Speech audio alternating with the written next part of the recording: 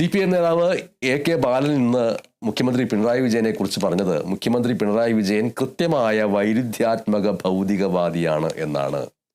മുഖ്യമന്ത്രി ഭക്തനാണ് എന്ന് SNDP യോഗം ജനറൽ സെക്രട്ടറി വെള്ളാപ്പള്ളി നടേശൻ പറഞ്ഞത് അദ്ദേഹത്തിന്റെ അഭിപ്രായമാണ്.